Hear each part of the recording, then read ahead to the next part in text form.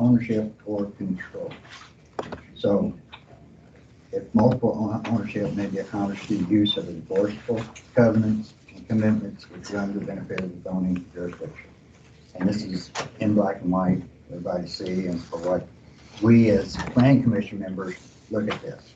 A lot of the requirements as far as things that have to be done in that is not required as far as zoning, nor these are required for anything downtown. We've also got non-conforming lots throughout towns, as she was talking about, and they're lots of record prior to zoning. And so we've got a lot here that is a lot of record because you can't change a lot and make it bigger where it's at. And they're looking at multiple use. Not saying I'm for or against, but I'm just trying to put it black and white as far as what everybody, if you have questions and everything, just keep this in mind. If I could, President McManaway, the point also, it's in our packet, but these will be 6 deeded residential uses to 6 owners that will then form the homeowners association. So this isn't a, and that was the reason we also are adding the covenants and restrictions. So this will be. I know all these are requirements that you have to bring, whether we approve or not, but this is something you have to bring. And so they are going. We're looking at all these. I mean, people want to bring up other variances that you think, according to the ordinances, that we should be looking at. I welcome those. I mean, for our knowledge, your knowledge, it's all welcome. And that's all I'm saying, but I will, if anybody else has anything to address, just state your name and address so that our secretary can document. My name is Craig Mesowitz. My wife and I live at 522 South Main Street. I'm going to address this from a perspective of me being a buyer of that property when it came up for sale the first time. I looked at that piece of property when the Joneses were office holders or tenants on that property where their construction company was housed, along with some other things, the deli and the tavern and some of those other things. And my wish was when that property came for sale that I could buy it and move my business from a state where the taxes are ridiculous to a state where the taxes are more moderate. And having been a sustainability guy and a soil guy for years and years and years, the first thing I knew is that I had to reach out to the federal government and talk with the EPA, talk with Fish and Game, and talk with the U.S. Geological Society. And the reason you do those things is you're looking at putting a structure on a piece of property that had been not been built on because of a fire. The best thing that happened to that property in all the years that it had a building on it since 1919 was the fire, because the fire put some biochar in that ground that allowed that ground to be slightly remediated at the surface or above the frost line. So my concerns were I needed to know what the legal status was of that land by EPA standards, what registered sanctions had been filed by Fish and Game, and how deep the water table was by contacting the Geological Society. And that was my first shock. The water table in town ranges from 13 feet below the surface, which is what Mr. Mansfield talked about the other day, how his sump pump runs all the time, to 770 feet in parts of the town away from the lake. I didn't do any research on the lake, I just did research on the property. It was going to be a big investment for me at the time. I was discouraged because I knew I had to check off a lot of boxes.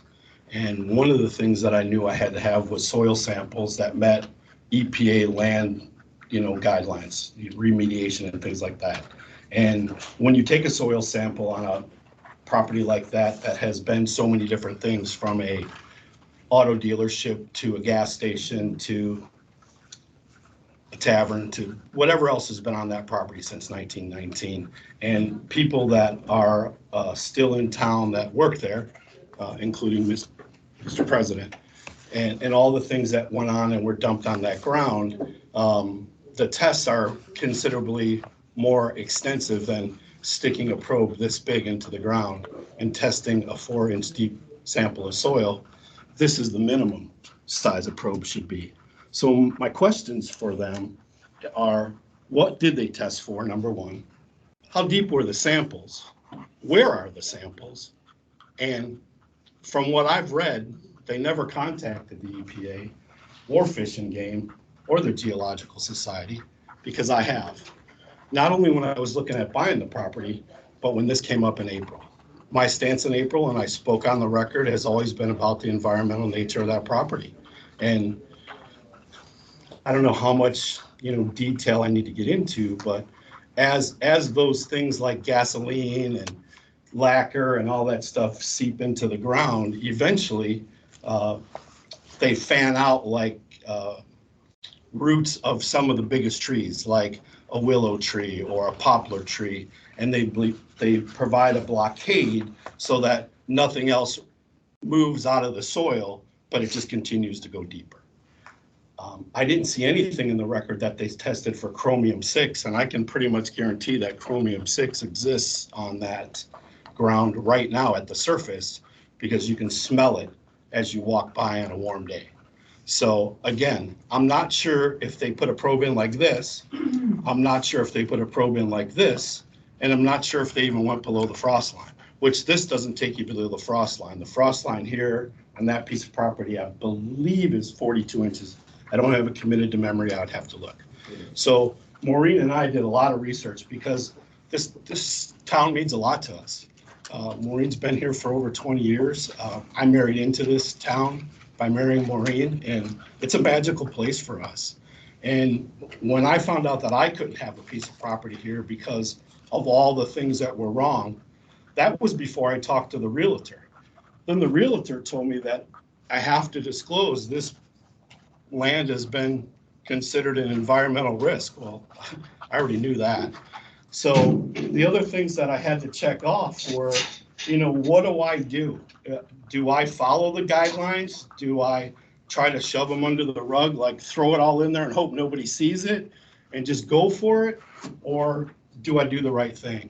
And Maureen and I, as long as we've known each other, which is 1978, we've always done the right thing. And the right thing in this case is to speak up about something that is wrong. It's wrong for the town, it's wrong for that property. And if you look at the 119-page EPA guidelines, the only thing currently that parcel can be designated for is a parking lot. So the only right part about this is using the word parking lot.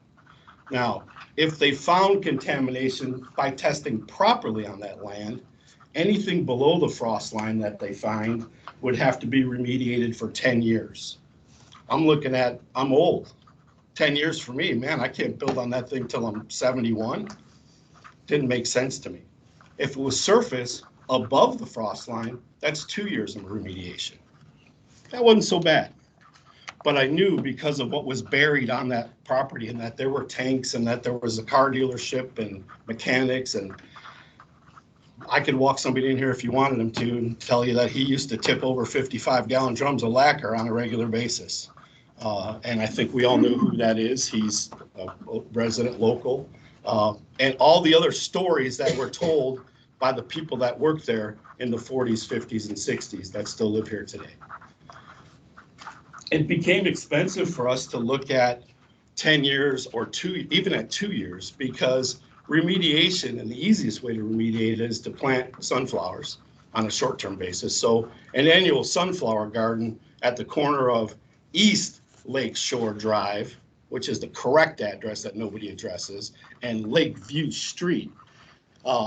Sunflower garden look pretty there. Go nice in our residential development.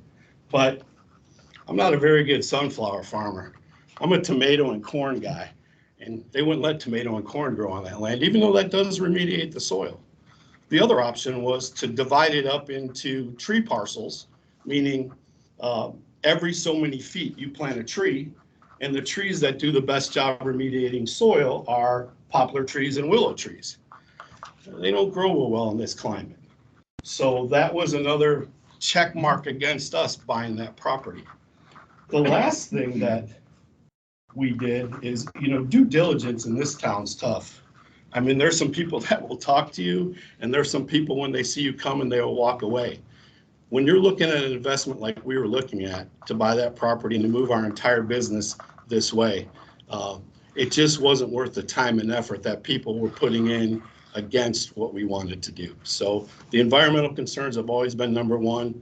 The time and money it cost me, number two. And I can tell you that if I would have been able to buy the property, as far as I would have got was a parking lot, because I would have never been able to remediate some of the things that are in that soil. And I don't know anybody in the country other than one person that knows how to remediate chromium-6.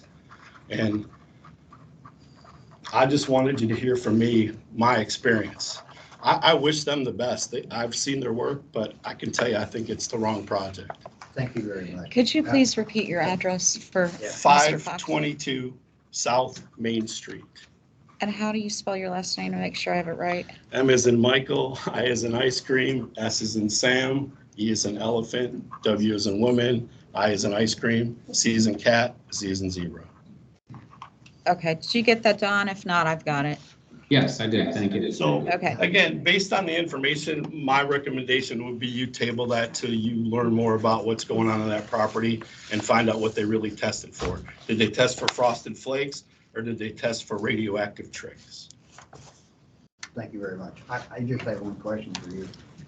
Did you go through these tests or anything that you have any paperwork that you can show us as far as what the tests and everything? Years ago, no, I was discouraged from doing it because the cost was prohibitive to me. So, And I knew just from the smell and knew just from scraping the soil that it was contaminated.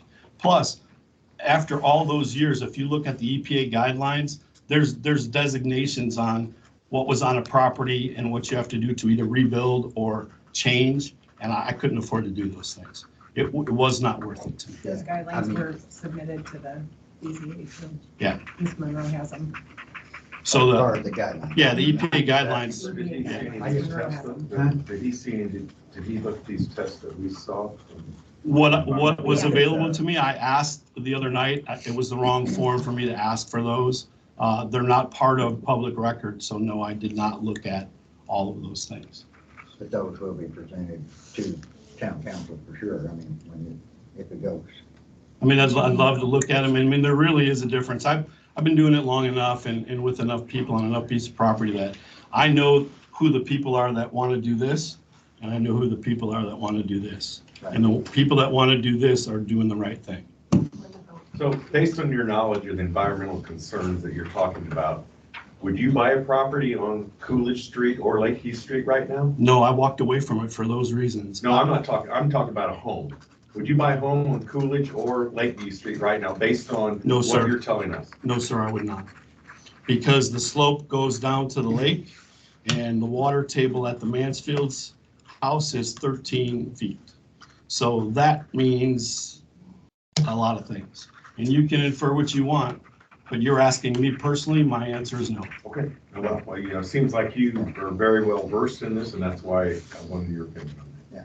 Thank you. But I personally would love, not personally, but under the restrictions that we have, I mean, I would appreciate any documentation on that or anything to come forward on this. I know they've got to present it, and if anybody's going to pose that, I would like to see presentation as well. I mean, I apologize, it's not that I'm No ignoring problem. anything you're saying, but And Mr. Barker said that it's all in there. So if I can just see that report and give me a couple days, you can speak to Well- anybody that you want. I can produce, if I have to get new tests. What Mr. Barker said is there are no environmental restrictions against that property or its deed.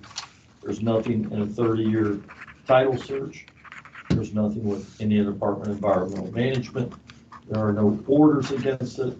There's no Superfund. I mean, there's nothing there. So that's what I'm presenting to you. There's a couple of things that go along with that. One, first, they're saying the address Sorry. is Lakeshore Drive, 415 Lakeshore Drive. That's not the actual address of the parcel. And two, when you do EPA testing, you have to register with the EPA, and no one has registered to test that property with the EPA. all right, thank you. Anybody else have anything? Member of the public? David? Hey everyone, JD Ubler, 26 Fleet Parkway, and just real quick here, I just want to thank the board for your volunteer service. This has been a long process, so good to see you all. I'm here just as a matter of public record. I'm operating under two assumptions. The first assumption is that this property is under a TIF district, and the second assumption is that engaging in a PUD confirms that the property will get the benefits of that TIF district, as opposed to being an R2, which would not get the benefits of the TIF district. So all I'm sharing is that this board may be made aware that that's true, and that a decision to approve this as a PUD would again siphon tax dollars away from the local public school, and we have the smallest tax rate, one of the smallest tax rates in the state of Indiana for our local schools. And I just want to point that out, assuming that those two assumptions are true. If they are not, then I yield my time, and I apologize for wasting anyone's time with these comments. So thank you. Did you state your name and address? Yep, JD Ubler, 26 Fleet Parkway. Anybody else? Yes, sir.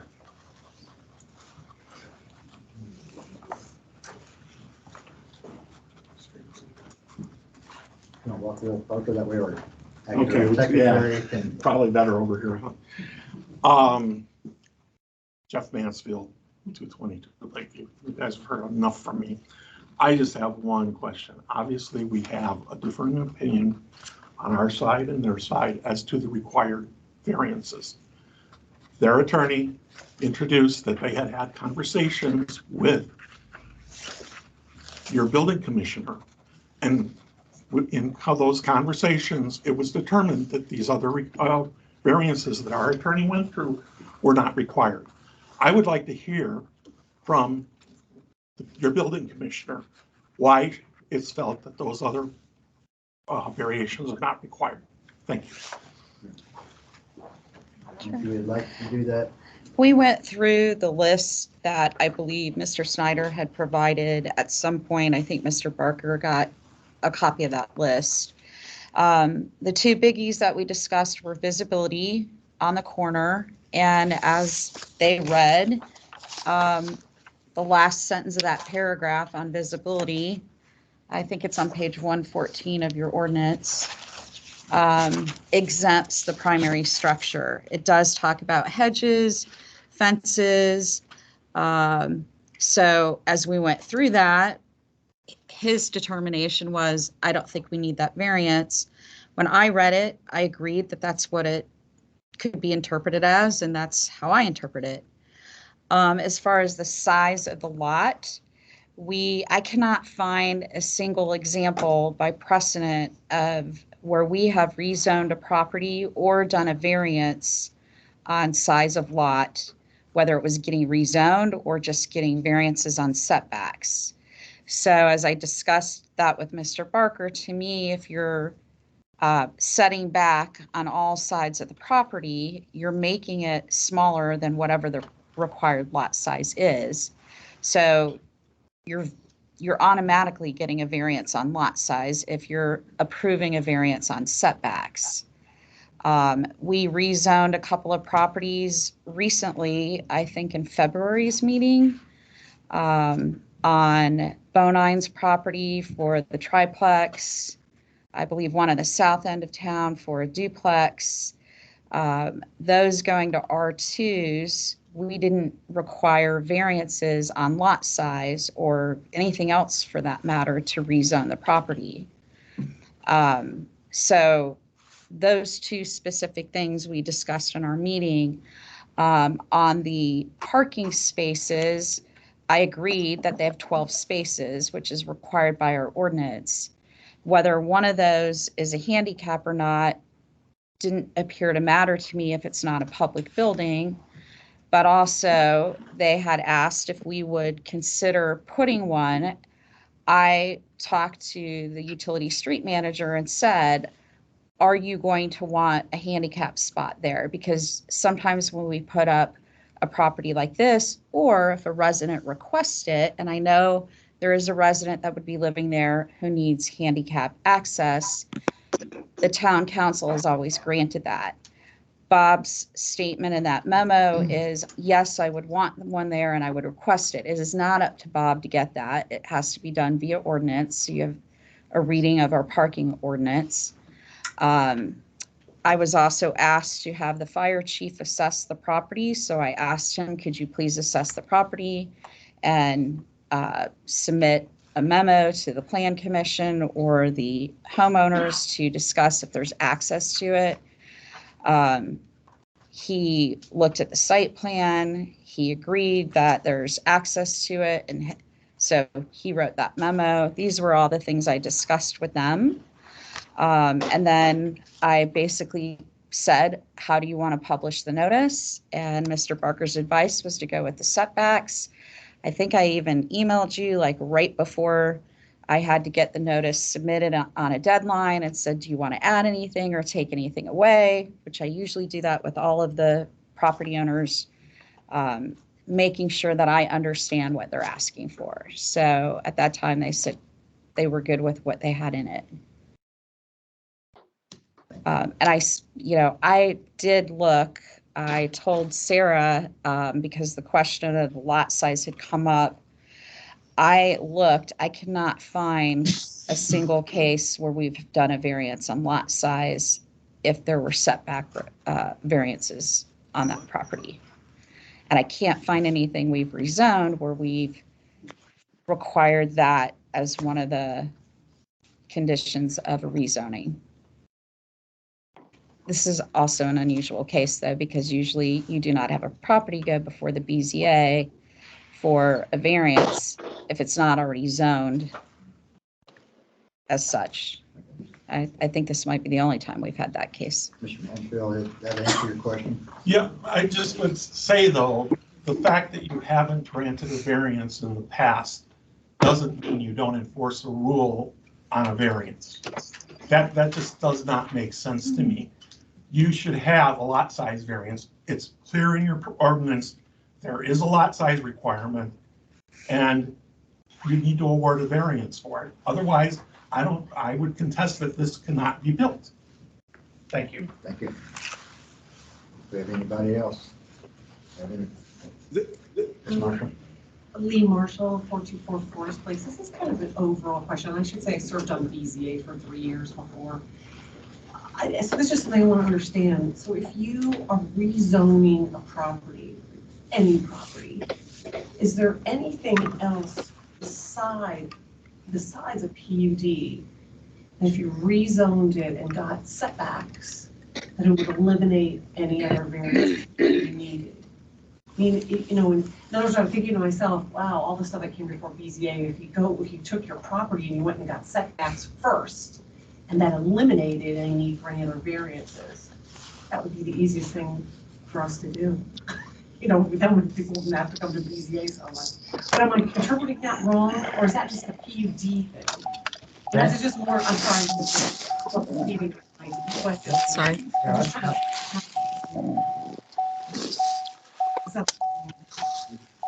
That's not necessarily just several different things as well. Sorry, someone unmuted themselves. Okay, sorry. Go Yeah. ahead. I mean, normally the lot size is what it is as far as what is being planned, whether it's already R2, whether it's R1, even L1. We've got lots that don't meet the width and everything else, but then the area is required. Otherwise, they have setbacks, whatever, and do whatever. But a lot of times the area is, but the width isn't when you look at it. So we look at all those things, but there's still lots that don't meet either one.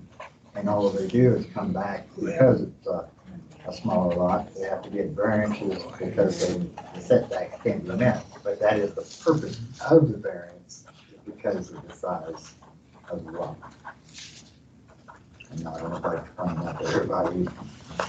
Word for word. I'm just wondering, when you set the setbacks, now there are no more variances needed? Is that kind of, I won't say You're not any rezoning more something? variances, but there's not any variances as far as entertaining what you've got between the two setbacks. okay.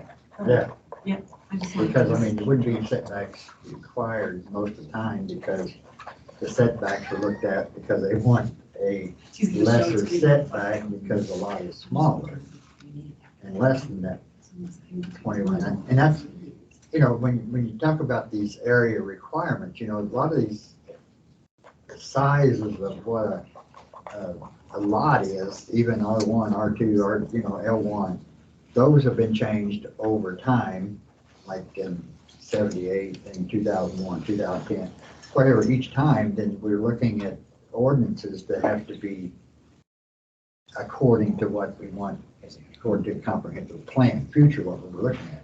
It might be a 10-year plan, 50-year plan, whatever. And as we go, a lot of these things haven't reached that plan, but they're already in the ordinances to be done that way. And so when you've got lots that you're not gonna make them any bigger until somebody sells out, now you know that's not gonna happen on the lake, but anyway, I mean, to explain what the whole process is for, I mean, I hope you got something out of this. I'm not a legal Boo, advisor. Boo, what's your house address on Forest Place? Pardon? House address on Forest Place? 424. Thank you. Anybody else? Anybody Jenny, online? this, yeah. Yes, Oh, I'm Doug. sorry. Hi, Jenny. Go ahead, Doug. Doug Farmer. Yeah, 225 Lakeview. So thank you for reacting to Jeff's question. I guess I'm still a little bit bewildered how a variance actually creates square footage, right? So you're starting at, 15 or whatever the math is, and you need 21. So the variance by itself doesn't create the 21 that's necessary by your ordinance, right? And so so there's that. If we assume that that is a viable argument, which I really struggle with, it still doesn't solve the frontage issue, right?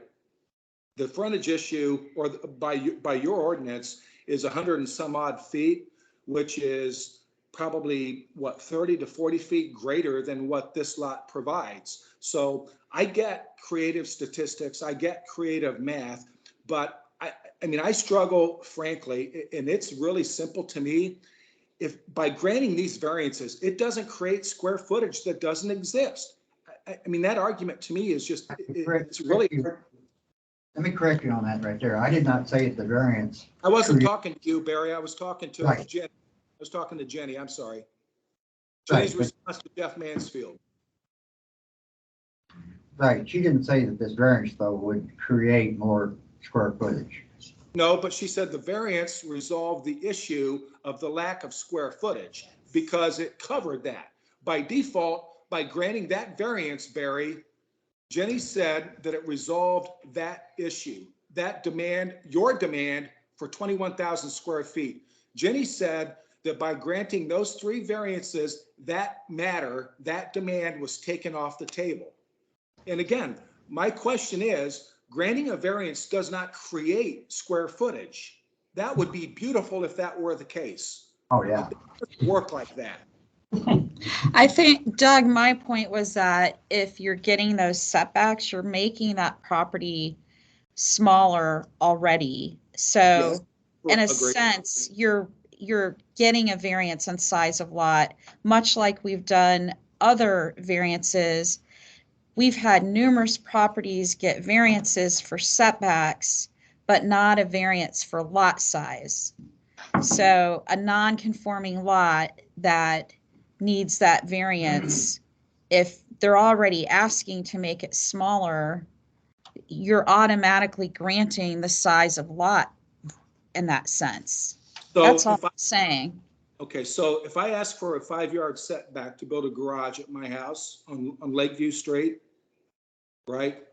And my density coverage, right?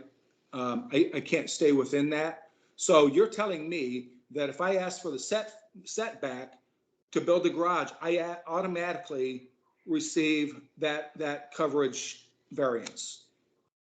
No, And you the guys won't come after. impervious, And you guys won't come after. right? I think you're getting at impervious surface, correct? Their impervious surface already meets the PUD But I- requirement. Understood. I'm using this as an analogy on my property. If I come before you, the BZA, and I ask for the variance for a 5-yard side setback versus a 10, but I don't address the pervious coverage or whatever that reference is, so in the building of my garage violates that variance, that you guys aren't going to come after me, correct? You would have to require the variance for the. Beautiful, Barry. Thank you. You just answered Yeah. my question. I'm But, done. but no, there's more to it though. If the variance is imposing on the impervious, then that would have to be looked at before that variance on the setback would be approved. Oh, my goodness. Okay, thank you. I think you made my point. I appreciate that. Thank you. Any other questions? Anybody else online? All right, at this point, take motion to close the public hearing. A motion that we go ahead and close the public hearing? Second. And a second. All in favor, Mr. Summerson? Aye. Aye. Mr. Miller? Aye. Chair votes aye. Mr. Booth? Aye. Aye. Mr. Fox? Aye. Unanimous. All right. So, I will entertain thanks from any members. Be addressed to the contractor or the attorney. So is there any way you would be willing to do this under an R2 or does it have to be only under a PUD? I mean, we've come this far. So, Yeah. When the, In the R2, there'd be so many variances. I mean, just, that's why the PUD Well, that's was the other created. thing It was is, a flexibility. more. That's why a town does a PUD, yeah, it's to give flexibility for non-conforming lots. because the other thing is going back and getting every single no, that's what I'm asking is the next step is going back and getting color of the trash can, size of the trash can, where the trash can is, what kind of building material is you're gonna use for the roof, the gables on top of the garages. Exactly. Okay. We want to keep these questions pertaining to what we're looking at.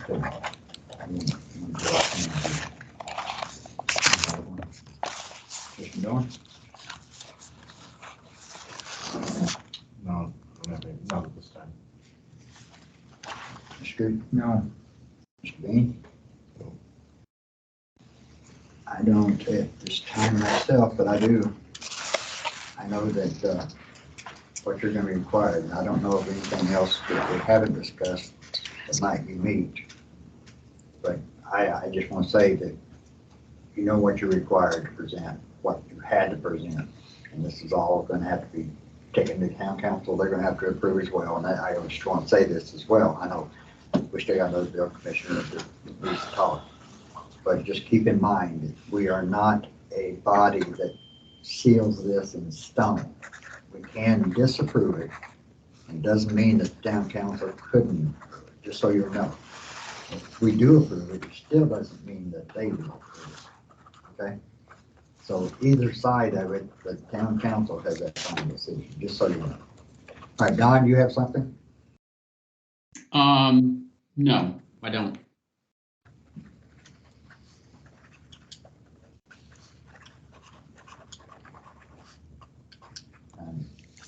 Contemplate or whatever?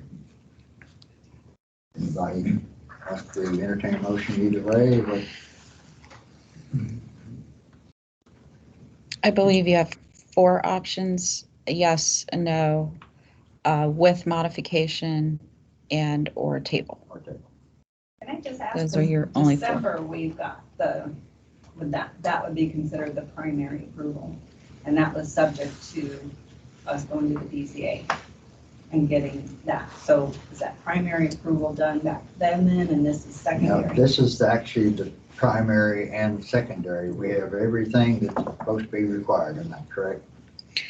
That's how I interpreted it, based on Jim Clevenger saying, I mean, there are no secondary. you come from plans, here to everything. BZA, back Your again. development, your priors, anything, you know, your December, she got procedure and everything. everything else is already in these, you know, government, even some of the homes.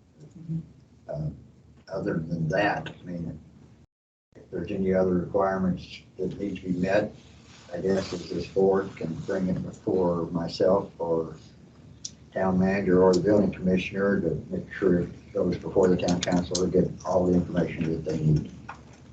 And then still in the motion. Gary? Yes. Gary? I'm prepared to make a motion to approve the petition for rezoning to PUD and for primary and secondary review of the PUD. Do I get that? All right, got the first motion made, Second. and second by Joel Samuelson.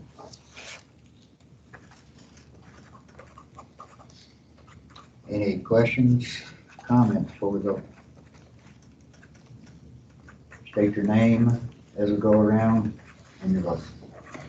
Samuelson, aye. Osborne, table. Miller, aye. Chair, vote aye. Booth, aye. Bean, aye. Don? I'm an aye. Just a point of order for Jenny about how to record Dan's vote. Yeah, I was gonna bring that up too. Go ahead. I think we have the right to abstain Okay, I'm staying then. because. Okay. Because the motion's not to table. I think you're Okay, just, well, you gave me 4. you can be no.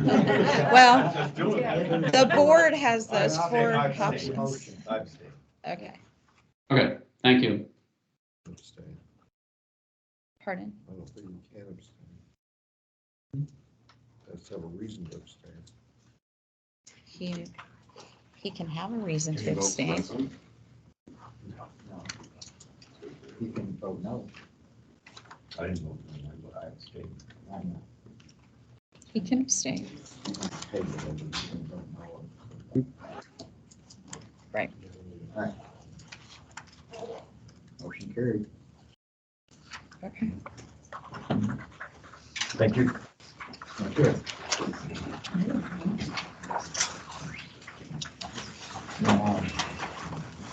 Don, I think you'll have to note that in the recommendation letter, like you have the other rezoning, 6 aye to 1 abstain. Right. Does that make sense? Yeah. Yeah. Okay. Yeah, that's a big issue. Right. Did you make those cookies? Yes, you're welcome to have some. I'd love to try them. Absolutely. Maureen made some once you saw. Yeah, grab a handful for This her. one. We'll take her one too. All right. Plus your contract's up to the 31st, are we gonna talk? Thank you. That's the reason I. Oh, you want to look? Hey. Yeah. At their office. What? Exactly. You got it. No. Hey, I'm gonna say that. Yes. That's why. He's discussed it. Yes. Interrupt you for a second. Well, somebody's- These, all these documentations right here that Dave, are you gonna have those with Don? Yes, he's got all the electronic copies from you guys, from the email that was sent. So I'll make sure he does. And I've got extra hard copy, obviously. Just fund the local schools and however it all goes to. Yes. Fund and state funds it. So we actually don't. Yes. For the local school corporation, 100% from property tax. He provided it as So that part of your funding was packet. around 2012. So, I mean, that But guys, we have to continue the meeting and stop the, No, that's the referendum. Yeah. Very. So we Still have. got a meeting going on. And that raised. Excuse me. We said our meeting. It's over with, I'm sorry. No, we've got. I know, I just want to listen to the rest. All right.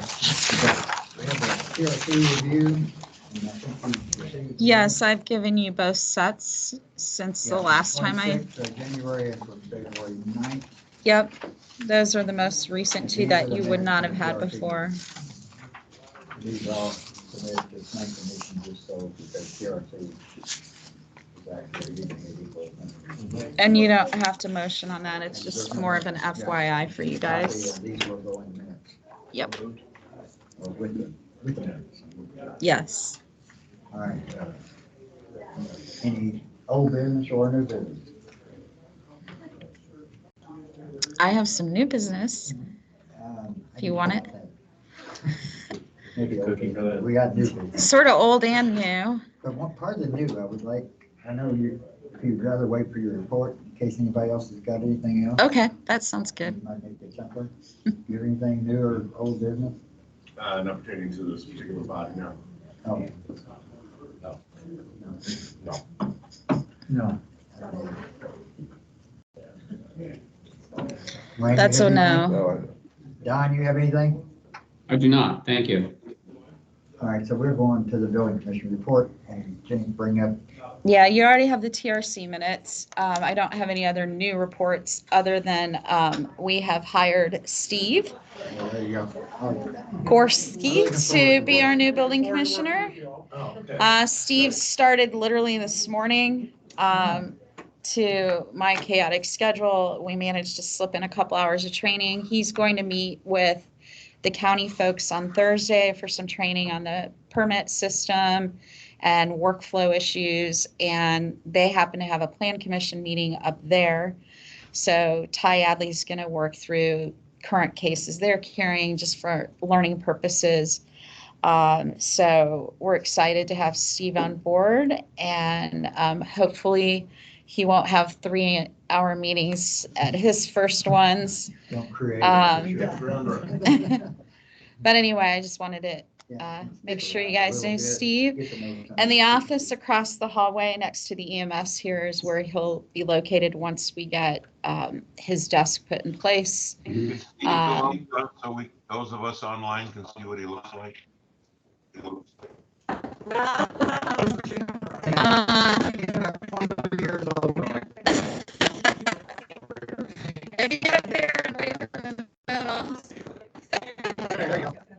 Can you see Russ? That's Steve. Clearly, Jenny, he has a sense of humor, which he's going to need. Jenny, Yes. this is Don. And how does Steve spell his last name, please? Gorski. Thank you very much. You're welcome. And that is all I have to report, other than there's plenty of cookies for anyone who wants some. So I know you're hungry by now. All right. Citizen input, while you're here, got something else? While I'm here, who has to start changing this? There's going to be changes. Steve, change what? So that the, like ordinances. Maybe fix some stuff. Yeah. There, I mean, as far as to answer that the best I can, the ordinances are being looked at as far as to be, I'd say corrected, and I know, Steve, we actually even talked about that one the other day, but there's some of these ordinances that do still have a little bit of ambiguity. Yeah. And saying that, a lot of this comes from, because of the same process I talked earlier, you know, they fit 10 years ago, and through progress is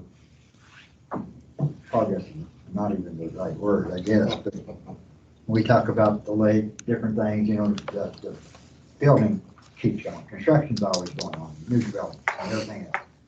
But with that, ordinances need to keep, and so we are. One thing that Ty suggested, because we just changed the R1 zone for non-conforming lots, you can now have a rear yard setback of 10 feet instead of 25 feet.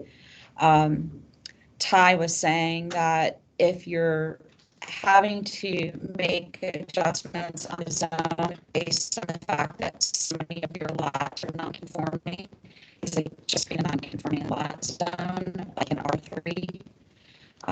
I just talked about this today. We actually talked about that. Yeah. And then we talked about maybe we needed something other than. And the same thing with your PUD. You could have a PUD 1 and a PUD 2, because really all of our PUDs in the past, we just approved them based on site plans and not this variance and back and forth. And if you had a PUD 1, that's the current size of PUD, you could have a PUD 2, that's a smaller one, that, because most of them are, as JD pointed out, they're your TIF properties and they generate revenue for your redevelopment commission, which does indirectly and directly impact on the school's revenue. But that's one reason also your redevelopment commission has a school member. They're a non-voting member. The state of Indiana has considered a bill, I think, to make that school board member a voting member of your redevelopment because of the fact that they're a taxing agency that's affected by what we do with our redevelopment. Speaking of that, I mean, we have been looking in the past year or so as far as creating an institutional zone that would cover like the academy and art schools and stuff like that, because what we know right now with the academy, anything that's done over it's going to require variance.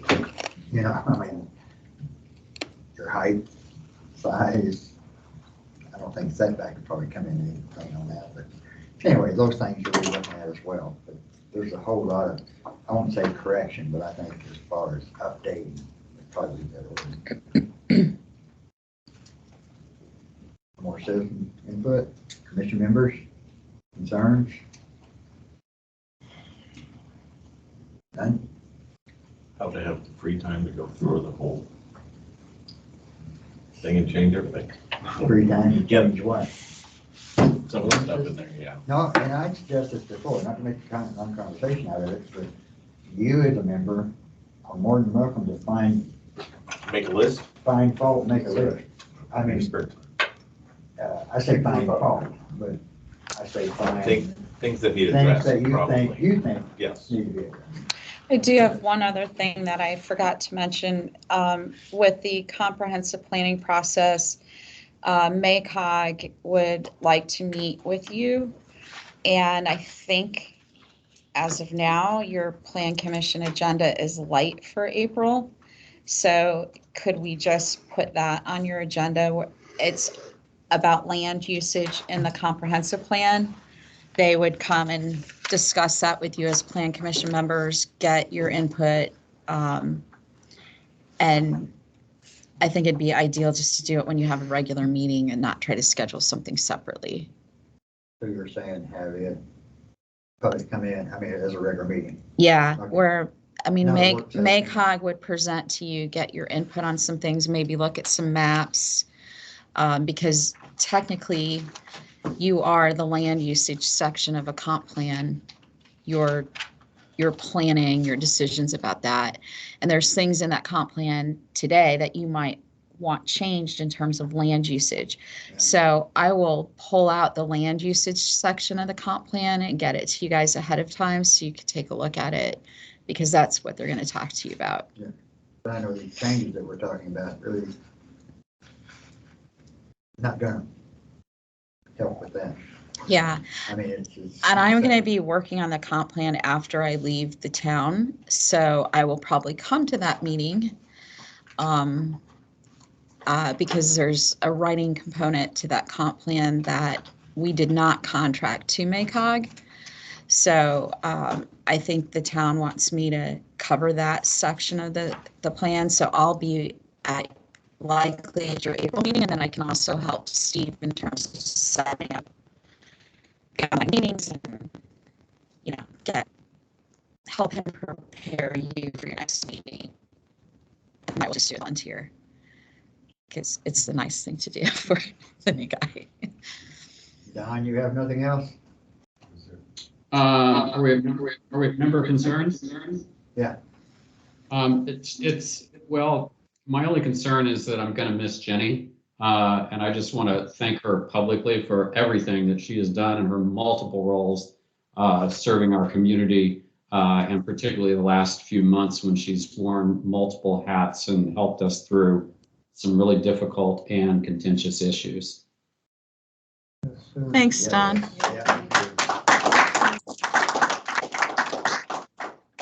I have to make that an apology, probably. I probably caused you a whole lot of that extra work time. No, you didn't. You guys are my favorites. Is there any progress on your replacement? As far No. as, is there any interviews or the interviews? Candidates? Nothing. What's the salary again? Negotiable. That's negotiable too. Everything's It's probably getting higher by the week. How are things going to work? 100 grand. Pardon? How are things going to work for each individual? No way. I need an adjournment Section here of before we town, go too carried away with utilities, the questions and answers. Police Oh, yeah. department. Our department heads run I entertain a motion. Run this town with no issue. Oh, yeah. Four town Yeah, they'll be So, that's fine. more to do. Yeah. I motion that we adjourn. Second. All in favor? Aye. That was Joel and Wayne, Don, for your FYI. He is saying. Have a good night. You too. That in the minutes too.